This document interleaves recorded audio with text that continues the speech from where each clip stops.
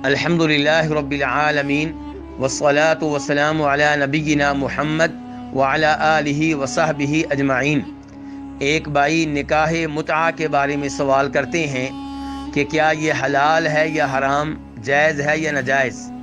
تو گزارش یہ ہے کہ نکاح متعہ سے مراد یہ ہے کہ کوئی مرد کسی عورت سے محدود مدت کے لیے، چند مہینوں کے لیے، چند سالوں کے لیے عارضی طور پہ نکاح کرے، اور جب وہ مدت ختم ہو جائے تو طلاق دیے بغیر دونوں ایک دوسرے سے الگ ہو جائیں گے۔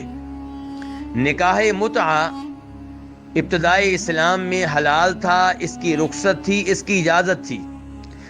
بعد میں نبی کریم صلی اللہ علیہ وسلم نے فوت ہونے سے پہلے اسے ناجائز قرار دیا، اسے حرام قرار دیا۔ اس لیے آج نکاح متعہ کرنا غلط ہے، حرام ہے، درست نہیں ہے۔ بہت بڑے امام ابن المنذر رحمہ اللہ فرماتے ہیں کہ ہمارے کئی بزرگوں سے ایسی روایتیں مل جاتی ہیں جن سے پتہ چلتا ہے کہ نکاح متعہ حلال ہے، درست ہے، لیکن آج ایسا کوئی بھی نہیں ہے جو نکاح متعہ کو حلال مانتا ہو، جائز مانتا ہو، سوائے چند رافضیوں کے۔ اس کے بعد کہتے ہیں کہ وہ قول، وہ فتویٰ جو قرآن و حدیث کے مخالف ہو، اس کی کوئی قدر و قیمت نہیں ہے، اس کی کوئی اہمیت نہیں ہے۔ اب میں آپ کے سامنے وہ چند روایات رکھنا چاہوں گا جن سے پتہ چلتا ہے کہ نبی صلی اللہ علیہ وسلم نے فوت ہونے سے پہلے اس کو حرام قرار دیا تھا۔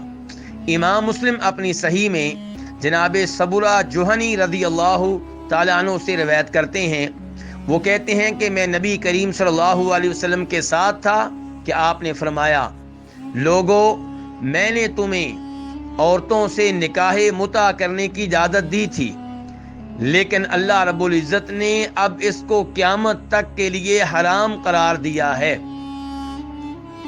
تو اس روایت سے پتہ چلا کہ اب نکاح متعہ حلال نہیں ہے، درست نہیں ہے۔